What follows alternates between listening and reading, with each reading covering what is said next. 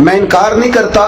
بیوی شوہر کے حق میں بھی دعا مانگتی ہے، پر میرا تجربہ یہ ہے کہ جس طرح بھائی کے لیے مانگتی ہے نا، اور جس طرح بیٹے کے لیے مانگتی ہے، اس طرح ذرا شوہر کے لیے نہیں مانگتی ہے، مانگتی ہے کیونکہ معاملہ اس طرح کا ہے نا جی، یہ رشتہ اس طرح کا ہے، یہ تعلق اس طرح کا ہے۔ آپ لاکھ روپیہ دے دینا بیگم صاحبہ کو عید پہ شاپنگ کے لیے، تو وہ کہتی ہیں آپ انوکھے نہیں دیتے، سارا زمانہ ہی دیتا ہے، لیکن بہن کو 600 کا جوڑا دیا ہو نا جا کے، تو سارے محلے کو بتاتی ہے بھائی بڑا اچھا ہے، ہر عید پہ آتا ہے۔ اب رشتہ ہی ایسا ہے، ہماری بہنیں بھی ایسے ہی کرتی ہیں،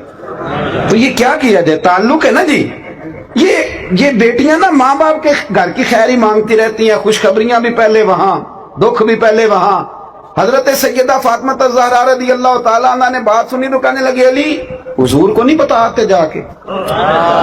یہ اللہ نے جو اہتمام کیا، یہ مزیدار بات، یہ حضور کو نہیں بتاتے؟ تو حضرت علی کہنے لگے یہ بھی مجھے پتا تھا، تو کہے گی مصطفیٰ کے پاس جاؤ، یہ بھی مجھے تجربہ تھا۔ سیدہ فاطمہ الزہرا نے بھیجا، مولا علی پہنچے، علامہ صفوری نے صاحب نظر نے لکھا ہے، کہتے ہیں مولا علی داخل ہوئے مسجد نبی میں، قدم رکھا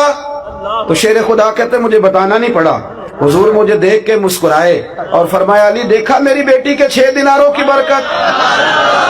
دیکھی میری بیٹی کے 6 دیناروں کی برکت۔ اللہ اکبر،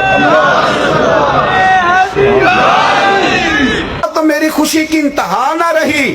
فرمایا علی تم پوچھنا چاہتے ہو نا کہ تمہیں اونٹ بیچ کون گیا اور خرید کے کون لے گیا؟ فرمایا وہ جو بیچ گئے وہ میکائیل تھے، اور جو خرید کے لے گئے وہ جبریل امین تھے، وہ رب کریم نے بندوبست فرمایا۔ دوستو اگر میاں بیوی کا یوں پیار ہو کہ وہ اپنے خاوند کا غربت میں ہاتھ بٹانا چاہے، وہ جگہ جگہ شکوے نہ کرے،